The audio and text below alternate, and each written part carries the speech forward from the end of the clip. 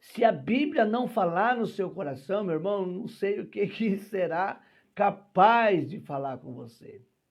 Pois a palavra de Deus ela é maravilhosa, ela é viva, ela é eficaz. A palavra de Deus ela traz vida, né? Jesus disse que nós somos vivificados pela palavra. Aí ele também diz, olha, conhece a palavra e a palavra vai libertar vocês. Há poder na palavra de Cristo. E nós começamos esta reflexão nesta manhã, data 9/6, nós começamos esta reflexão bíblica falando a respeito de alguns assuntos muito importantes. Por exemplo, irmãos, não maravilheis se o mundo vos odeia. Mas se o mundo está te odiando, é porque você está no caminho certo, né? Se a gente está andando de mão dada com o mundo, se estamos fazendo tudo o que o mundo quer, né? Então o mundo não vai nos odiar, né? Se eu pratico as obras do mundo, se eu me envolvo com as coisas do mundo, a palavra diz, o próprio João, que diz que o que há no mundo, a concupiscência da carne, as concupiscências dos olhos e a soberba da vida. Então, se eu praticar essas coisas, é claro, o mundo não vai me odiar. Mas à medida que levo uma vida santa, separada, diante de Deus, servindo a meu Deus, agradando meu Deus, né, fazendo a obra do meu Deus. Então é claro, né, o mundo vai me odiar, as pessoas vão zombar de mim, as pessoas vão fazer piada, as pessoas vão pegar no meu pé, vão me perseguir, vão me criticar, né? E eu preciso saber disso. No 14 ele diz assim, sabemos que já passamos da morte para a vida, porque amamos os irmãos. Aquele que não ama permanece na morte. Aqui João está se referindo ao novo nascimento. No capítulo 3 de João, ele vai dizer o seguinte, ele vai dizer, olha, aquele que não nascer da água e do Espírito não pode ver o reino de Deus. Ele diz para Nicodemos, olha Nicodemos, necessário vos é nascer de novo. Aquilo que é carne, o que é espírito é espírito. Então, querido irmão, nós entendemos que hoje nós já passamos da morte para a vida, né? Porque nós temos vida em Cristo. O apóstolo Paulo vai nos dizer em Efésios, capítulo de número 2, o apóstolo Paulo vai dizer que antes nós estávamos mortos em nossos delitos e pecado. Éramos, por natureza, filho da ira de Deus. A palavra que quero é que nós estávamos mortos em nossos delitos e pecado. Ou seja, o pecado faz separação entre nós e Deus. Todos pecaram e destituídos estão da glória de Deus. Isaías, capítulo de número 59, o verso de número 1 e 2, vai dizer o seguinte, que o nosso pecado, a nossa iniquidade faz separação entre nós e Deus. E eu preciso estar ciente disso, querido, eu preciso saber disso, que o meu pecado gera morte. Morte física e morte espiritual. Deus disse para Adão, Adão, você pode comer do que você quiser, você pode beber, você pode desfrutar de toda essa natureza, é claro, eu estou conjecturando, você pode comer de tudo que você quiser, menos da árvore do conhecimento do bem e do mal. Porque Adão, o dia que você comer, você vai morrer. Adão, então, não acreditou muito, né? Claro que ele desobedeceu a Deus. Adão não levou a sério o que Deus tinha dito. As recomendações de Deus, isso também acontece conosco. Nós sabemos o que é certo e o que é errado. Nós sabemos o que é pecado, o que não é pecado. Há pecado que é para a morte e há pecado que não é para a morte. Nós sabemos muito bem quais são esses pecados. Mas mesmo assim, a nossa carne pecaminosa muitas vezes nos leva a pecar. E toda vez que nós pecamos, falamos ontem que pecar significa errar o alvo. Pecar significa desobedecer a Deus. Pecar significa estar separado de Deus. Deus disse: o dia que você comer, o dia que você me desobedecer, o dia que você pecar, você vai morrer. E aí Adão pecou e espiritualmente ele morreu, foi cortado, separado. Adão se escondeu de Deus. E Deus disse: aonde você está? E ele falou: eu me escondi. E Deus disse: mas por que você se escondeu, Adão? Ele falou: porque eu estou nu. E Deus disse: mas quem foi que te disse que você está nu? Ele disse: a mulher que tu me deste. E Deus falou com a mulher: por que você fez isso? Olha, a serpente me enganou. E Deus trouxe juízo sobre o homem, sobre a mulher, sobre a serpente e sobre a terra. Agora João está dizendo, querido, sabemos que já passamos da morte para a vida. Nós passamos da morte para a vida. Mas tem um detalhe, porque amamos uns aos outros, porque amamos os irmãos. Aquele que não ama permanece na morte. Então isso é muito legal, isso é importantíssimo. Porque se eu amar as pessoas, o que vai me caracterizar como servo de Deus, como filho de Deus, é o amor de Deus em meu coração. Se eu odeio as pessoas, se eu tenho bronca das pessoas, se eu desejo mal para as pessoas, se eu pratico más obras, querido, então eu não passo de um hipócrita dentro da igreja. Eu simplesmente estou usando uma máscara, eu criei um personagem. Ser filho de Deus requer de nós uma responsabilidade muito grande, amar os nossos irmãos. Então João está dizendo, olha, se você é uma nova criatura, se você já passou da morte para a vida, se você nasceu de novo, se você é um novo homem, então você ama os seus irmãos. Porque aquele que não ama está morto e não passou da morte para a vida. Continua morto espiritualmente. Continua morto em seus delitos, em seus pecados, fazendo aquilo que é mal perante o Criador, perante o Deus Todo-Poderoso. E eu acho essa palavra tremenda, eu acho essa palavra maravilhosa, porque o amor é o principal de todos os mandamentos. O amor está na nossa veia. A marca da igreja, a marca do cristão é amar. Uma igreja que não ama, ela não deveria existir, porque o fundamento básico de uma igreja, para ela existir e subsistir, é o amor. Se ela não ama os necessitados, se ela não ama os órfãos, se ela não ama as viúvas, se ela não ama o morador de rua, se ela não ama o drogado, se ela não ama o alcoólatra, o bandido, o assassino, o preso, então ela está na contramão de Deus. O Senhor Jesus disse, quando estive com fome, não me deste de comer. Quando estava preso, não foste me visitar. Fui forasteiro e não me acolheste. Eu estava no hospital e não foi me ver. Eu estava com sede e não me deste de beber. Estava com frio e não me vestiste. E alguém disse, Senhor, quando foi que nós te vimos nu? Quando foi, Senhor, que nós te vimos com fome? Senhor, nós nunca te vimos preso. Senhor, nós nunca te vimos no hospital. E então Cristo disse, olha, todas as vezes que vocês deixaste de fazer isso para um dos meus pequeninos, é a mim que vocês deixaste. Todas as vezes que vocês fizeram isso, é a mim que vocês fizeram. Então, amados irmãos, nós devemos amar o nosso próximo. Nós devemos amar os nossos irmãos. Porque também a Escritura diz, se nós não amarmos os nossos irmãos, a qual nós vemos constantemente, como nós vamos dizer que nós amamos a Deus? A maior hipocrisia está dentro da igreja.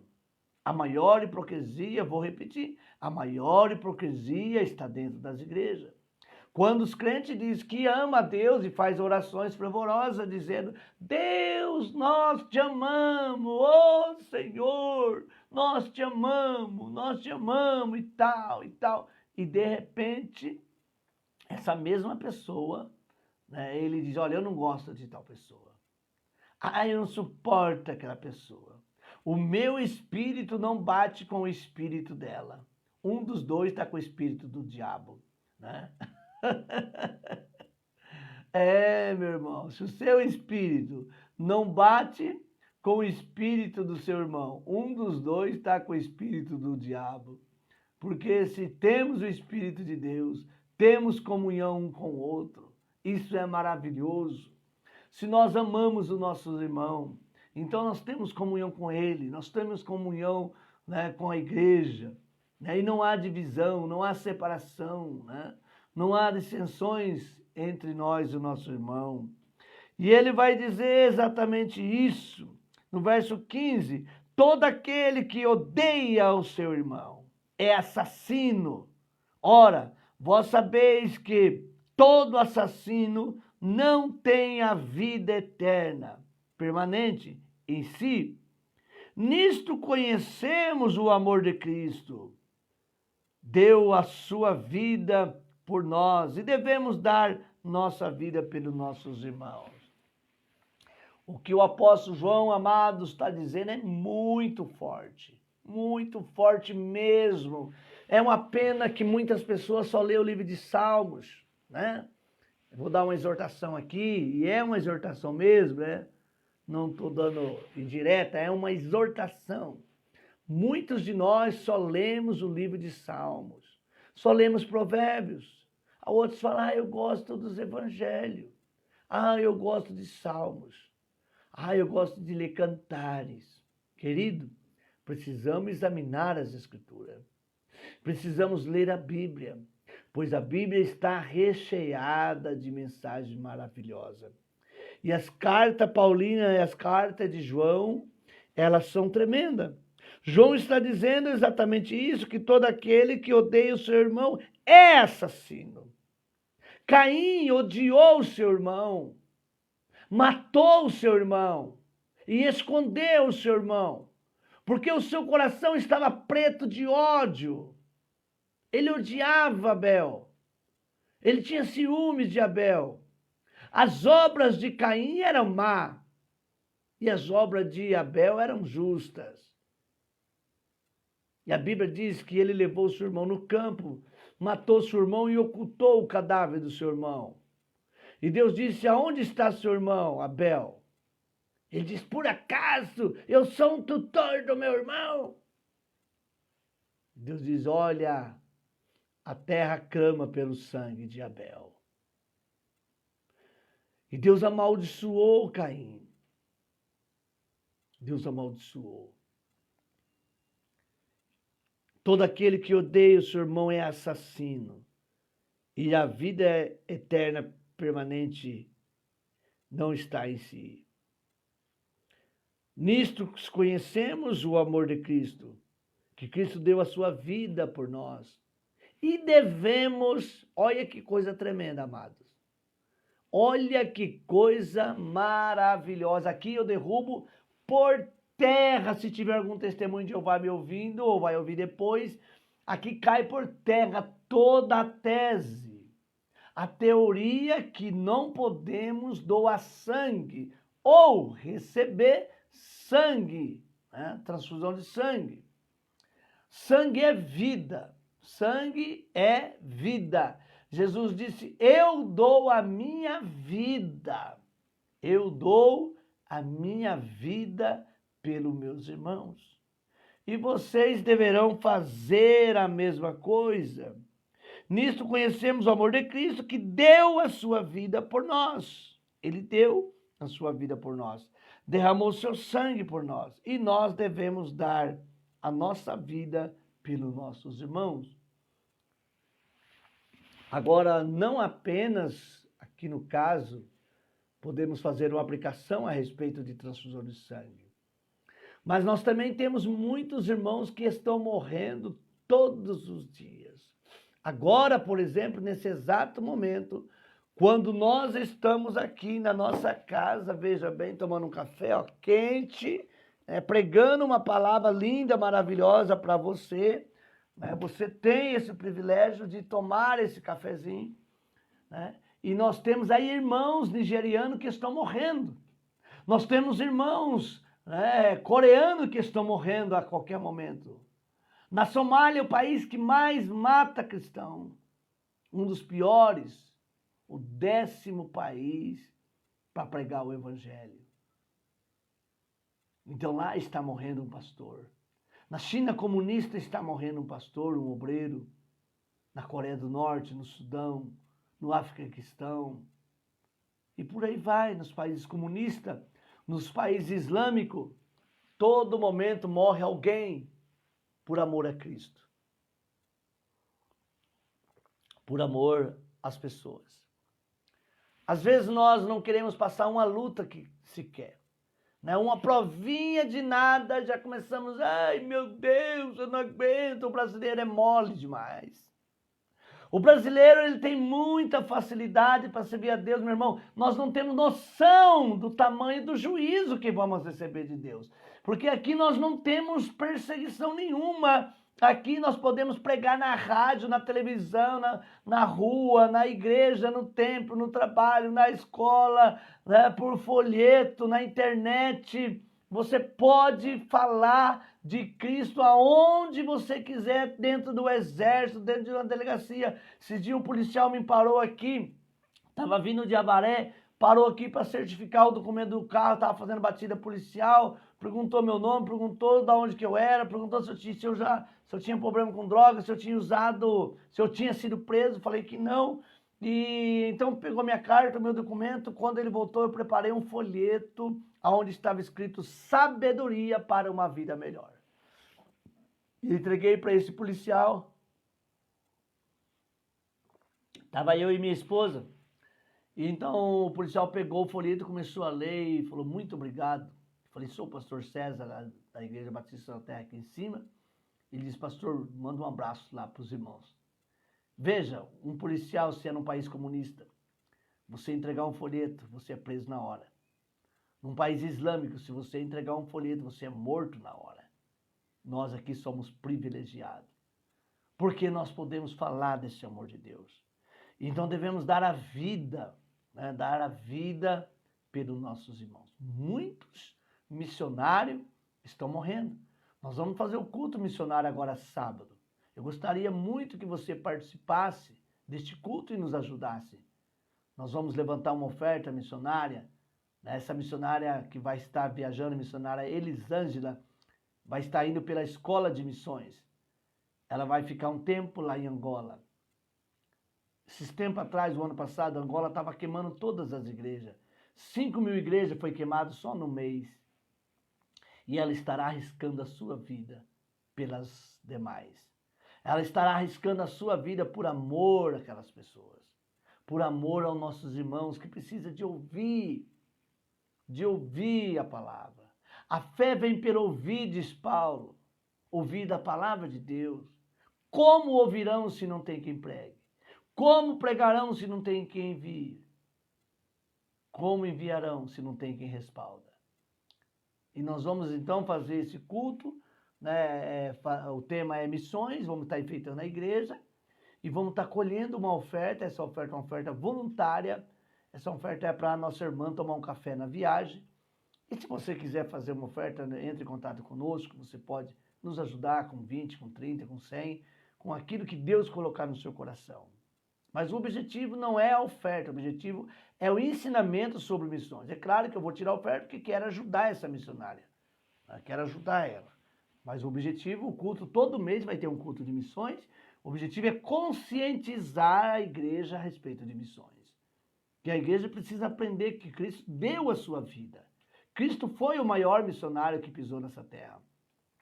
Ele deu a sua vida para que hoje eu e você pudéssemos ter vida. E veja o que diz no verso 17. No verso 17, João está dizendo o seguinte, ora, Aquele que possui recursos deste mundo e ver seu irmão padecer necessidade e fechar-lhe o seu coração, como pode permanecer nele o amor de Deus? Veja, meu irmão, o que João está dizendo. Você pode ler na sua casa.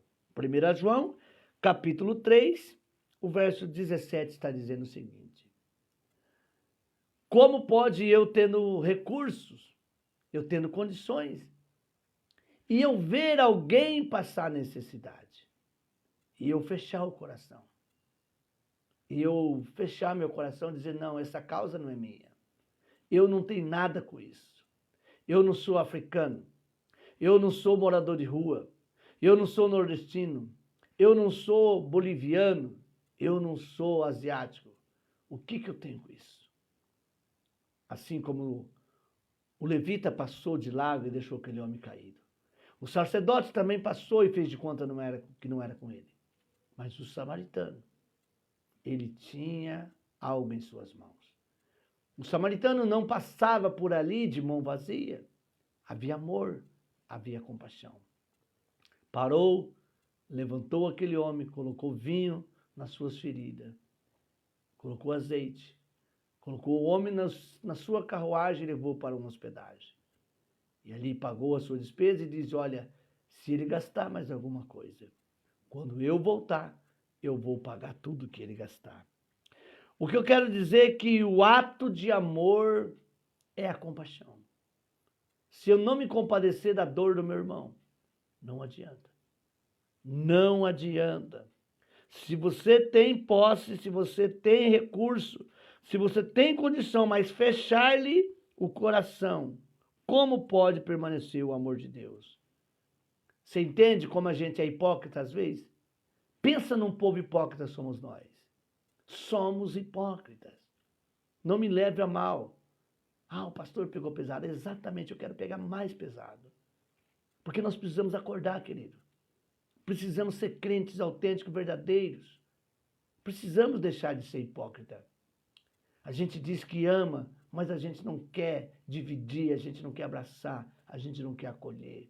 A gente quer dizer, eu sou de Cristo, eu sou cristão, sirva a Deus há 20 anos. Tem uns que têm até carteirinha. A sua carteirinha de 20 anos de membro não resolve nada. O que resolve é se o seu coração é de Deus. E se você tem o coração de Deus, então você se compadece do seu irmão. E encerro no verso 18, onde está escrito, filhinhos, não amemos de palavra, nem de línguas, mas de fato e de verdade. Quando eu disse que nós somos hipócritas, é porque nós amamos de palavra, né? Tem muitos que fazem aquele discurso, coisa mais linda, mas não tem coragem de enfiar a mão no bolso e pegar 50 reais e falar, meu irmão, compra lá uma mistura. Meu irmão, compra a fralda do seu filho.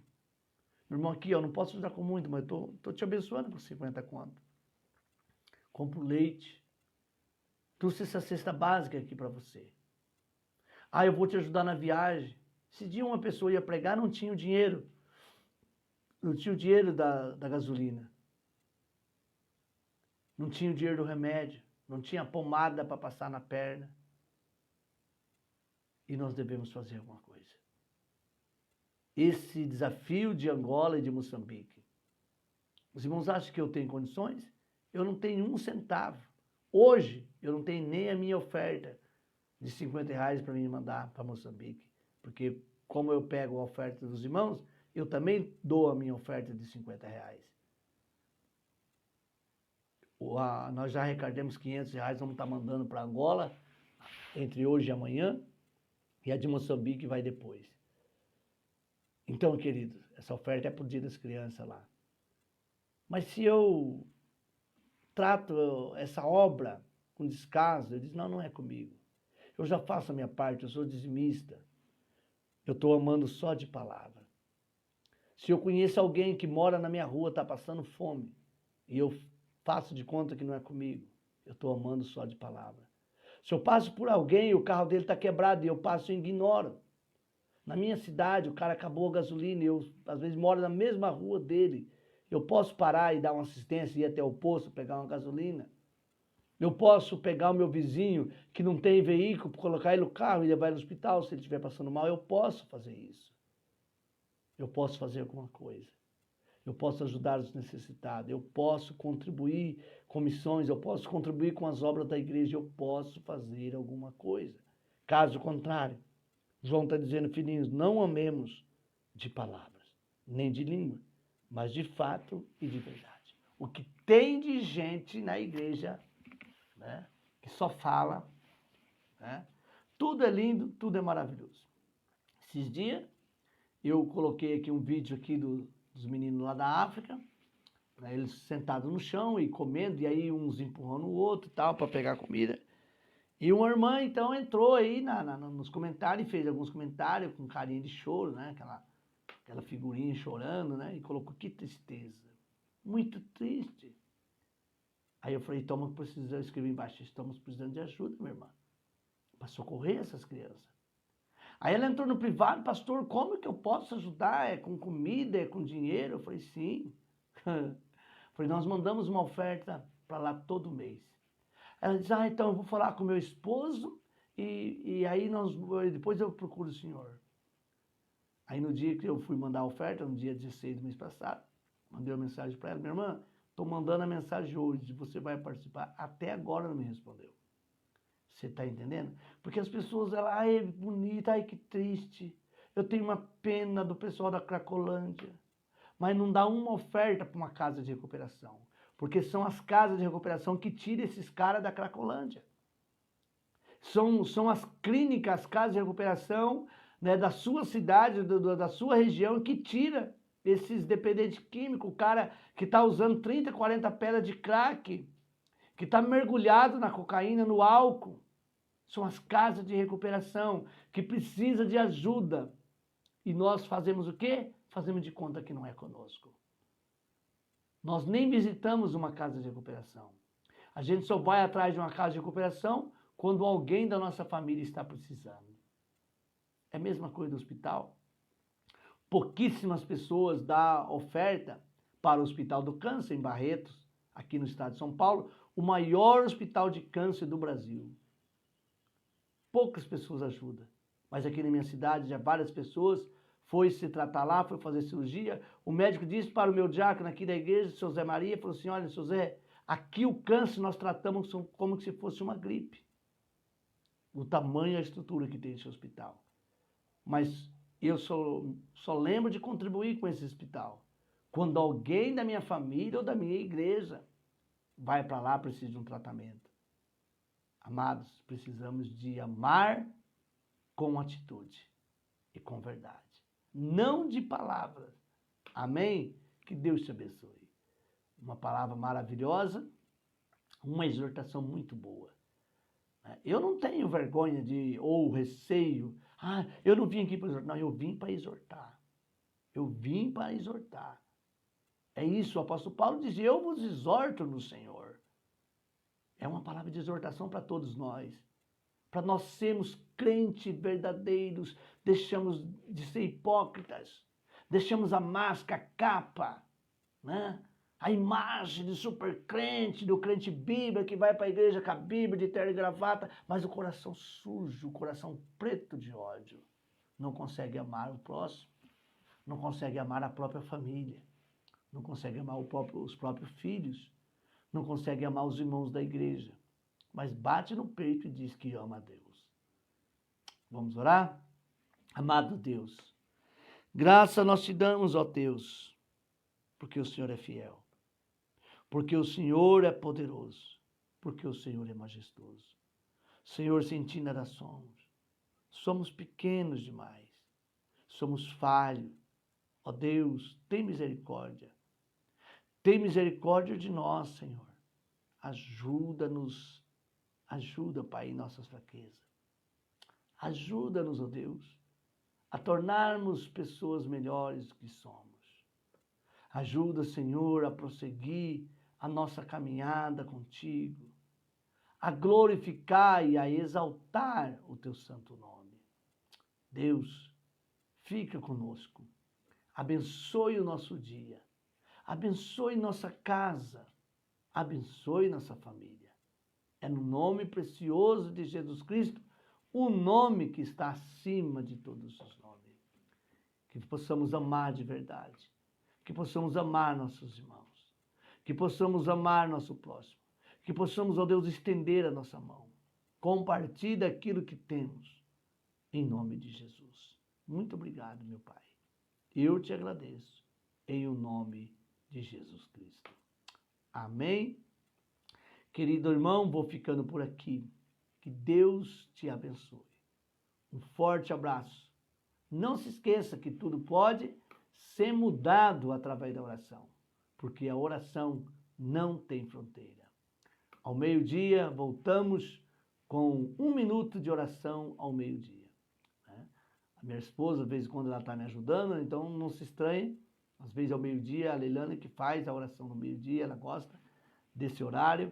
Né? Tem sido uma benção, né? Muito importante ao meio-dia você tirar 1 minutinho para você orar. Shalom, meu irmão, shalom, shalom, shalom Adonai, a todos os amados e queridos irmãos.